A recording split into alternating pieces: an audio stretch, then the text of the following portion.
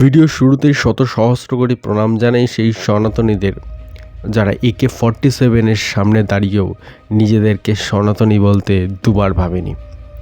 গর্বের সাথে মরার আগ মুহূর্ত পর্যন্ত তারা বলে গেছে তারা সনাতনী।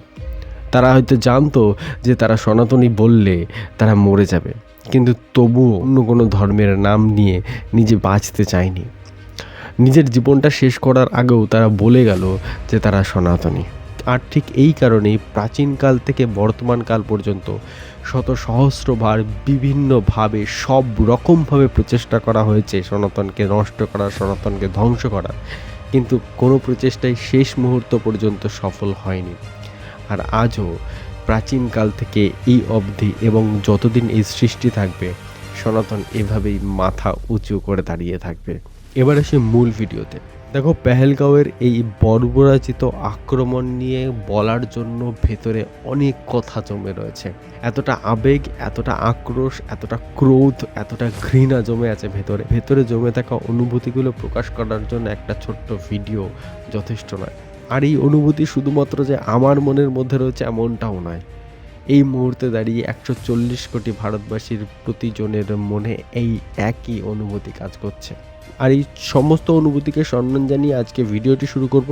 ঘটনাটি কি ঘটেছে সেটা তো আমরা সবাই জানি, কিন্তু এই ভিডিওতে আমি আলোচনা করব ঘটনার পেছনে যে ঘটনাটা দেখানো হয়নি বা কারণের পেছনের কারণটা, যে কারণটা হয়তো আমাদের বুঝতে একটু অসুবিধা হচ্ছে। দেখো, শত্রুপক্ষকে হারিয়ে দেওয়ার জন্য বা শত্রুপক্ষর বিরুদ্ধে জয় পাওয়ার জন্য দুটো পথ অবলম্বন করা যায়। এক, তুমি শত্রুপক্ষকে হারিয়ে দাও, আর এক যে তুমি এমন কিছু করো যে শত্রুপক্ষ নিজে থেকেই দুর্বল হয়ে যায় এবং নিজেই সে হেরে যায়। প্রথম অপশানটা করার মতন ক্ষমতা পাকিস্তানের মতন একটি ভিখারি দেশের একদমই নেই। তাই জন্য তারা বারবার প্রতিনিয়ত এই 2 নম্বর অপশানটাকে বেছে নিয়েছে ভারতবর্ষকে ক্ষতি করার জন্য। 2019-এ 370 ধারা রদ করার পর থেকে আস্তে আস্তে কাশ্মীর তার মেইন ট্র্যাকে ফিরছে।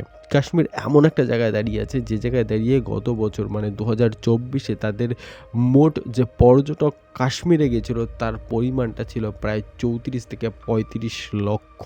আর এই ফিগারটা কাশ্মীরের সমস্ত ট্যুরিজমের রেকর্ডকে ভেঙে দিয়েছিল। আর এই বছরে যত হোটেল বুকিং হয়েছিল, যত ট্রেন বুকিং হয়েছিল, ট্রাভেল বুকিং হয়েছিল, তার উপর ভিত্তি করে বিভিন্ন পরিসংখ্যান থেকে এটা বোঝা যাচ্ছিল যে আজ অবধি হওয়ার সমস্ত রেকর্ডকে এই বছর মানে 2025-এ সেটাও ব্রেক হয়ে যাবে। যে সময় মার্কিন উপরাষ্ট্রপতি আমাদের ভারতবর্ষে উপস্থিত রয়েছেন, দেশের প্রধানমন্ত্রী দেশের বাইরে রয়েছেন, এবং যে সময়টা ট্যুরিজমের একদম পিক টাইম, সেই টাইমটাকে বেছে নেওয়া হয়েছে এই হামলাটা করার জন্য। কিন্তু একটি ট্যুরিস্টকে মারার পিছনে তাদের উদ্দেশ্য কী থাকতে পারে? এবং শুধুমাত্র ট্যুরিস্টকে মারা হয়েছে এটাও আমি বলবো না। এখানে ট্যুরিস্টের ধর্ম বেছে বেছে যারা অমুসলিম বা যারা নন মুসলিম তাদেরকে বেছে বেছে টার্গেট করা হয়েছে এবং তাদেরকে মারা হয়েছে। এর পেছনের কারণগুলো যদি একটু অ্যানালিসিস করো তুমি খুব ভালোভাবে বুঝতে পারবে বন্ধু। দেখো, যদি ট্যুরিস্টকে অ্যাটাক করা হয় তাহলে ট্যুরিস্ট কাশ্মীরে যেতে ভয় পাবে, আর কাশ্মীরের যে ট্যুরিজম সেই ট্যুরিজমের ওপরে এটা ডাইরেক্ট একটা অ্যাটাক হবে। আর কাশ্মীরের মানুষদের সবথেকে বড় উপার্জনের পথ হচ্ছে এই ট্যুরিজম। তাই কোনোভাবে ট্যুরিজমকে যদি আমি আটকাতে পারি তাহলে তাদের পেটের যে খিদেটা, সেই খিদে মেটানোর জন্য যে উপার্জন, সেই উপার্জনের পথটাকে আমি আটকাতে পারবো। যখন পেটের খিদে বাড়বে তখন সেই ক্ষুধার্ত মানুষকে দিয়ে আমি অনেক কিছু করতে পারবো, যেমন পাথর ছুঁড়তে পারবো, তাদের হাতে বন্দুক থামাতে পারবো, তাদেরকে ভুল পথে আমি অগ্রসর করাতে পারবো, আর আমার নোংরা মানসিকতাকে আমি চরিতার্থ করতে পারবো এবং আমার নোংরা পরিকল্পনাগুলোকে ভারতবর্ষের বিরুদ্ধে আমি বাস্তবায়িত করতে পারবো। বন্ধু, মনে করে দেখো, যখন বুরহান বানিকে আমাদের সেনারা মেরে দিয়েছিল, সেই জঙ্গি ও আতঙ্কবাদীর মৃত্যুর প্রতিবাদে সাধারণ কাশ্মীরিরা রাস্তায় নেমেছিল। একটা জঙ্গির জানাজায় শত শত কাশ্মীরির ভিড় দেখা গেছিল। এক্ষেত্রে ব্যাপারটা পুরোটাই উল্টো ঘটেছে। এখানে জঙ্গিদের বিরুদ্ধে র্যালি বার হয়েছে। যে কাশ্মীরিরা এতদিন জঙ্গিদের হয়ে মিছিল বের করত, সেই কাশ্মীরিরা এখন জঙ্গিদের বিরুদ্ধে মিছিল বার করছে, তাদের বিরুদ্ধে কথা বলছে, নিজেদের জীবনের পরোয়া না করে আমাদেরকে বাঁচানোর চেষ্টা করছে। আর এখানেই আমরা জিতে গেছি, এখানেই ভারতীয়ত্ব জিতে গেছে। যে জিনিসটা আজ পর্যন্ত কখনো কোনোদিনও দেখা যায়নি, সেটা এখন দেখা যাচ্ছে। কিন্তু এসব জ্ঞান, স্ট্যাটিস্টিক, প্ল্যানিং এসবের বাইরেও একটা জিনিস আছে, সেটা হচ্ছে অনুভূতি। যে ঘাটা যেভাবে ক্ষতবিক্ষত হয়েছি আমরা, সেটা তো এত সহজে পূরণ হওয়ার নয়। যে আগুনটা ভেতরে জ্বলছে, সেটা তো এত সহজে নেভার নয়।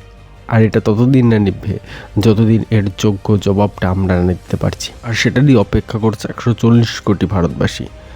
প্রহর গুনছি আমরা, প্রতিটা ক্ষণ, প্রতিটা মিনিটের কাউন্টডাউন চলছে। বাইরের শত্রুদের জবাব দিতে না হয় আমাদের সেনাবাহিনী যথেষ্ট, কিন্তু আমাদের ভেতরে যে বসে আছে, আমাদের আশেপাশে যে আস্তিনের সাপেদের সাথে আমরা বসবাস করছি, মানুষগুলোর মুখের খোলসও আস্তে আস্তে খুলে পড়ছে। এসব ঘটনা আমাদের সামনে ঘটলে না আমরা বুঝতে পারি আমরা কোন মানুষদের সাথে বসবাস করছি, কোন সমাজে আমরা বসবাস করছি।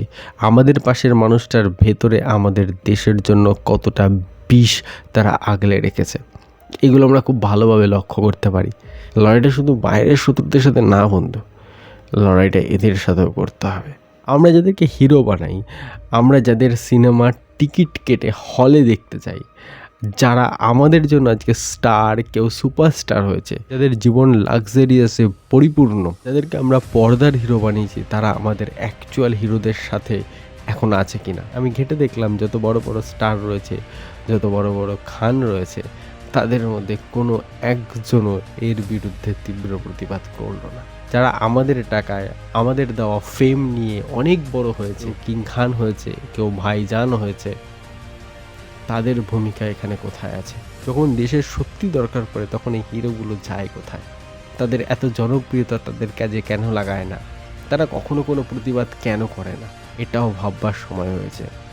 আমরা যাদেরকে হিরো বানাচ্ছি আমাদের পয়সা খরচা করে, তারা আদৌ আমাদের হিরো হওয়ার যোগ্য কিনা বা আমাদের আইডল হওয়ার যোগ্য কিনা, সেটাও ভেবে দেখার সময় এসেছে।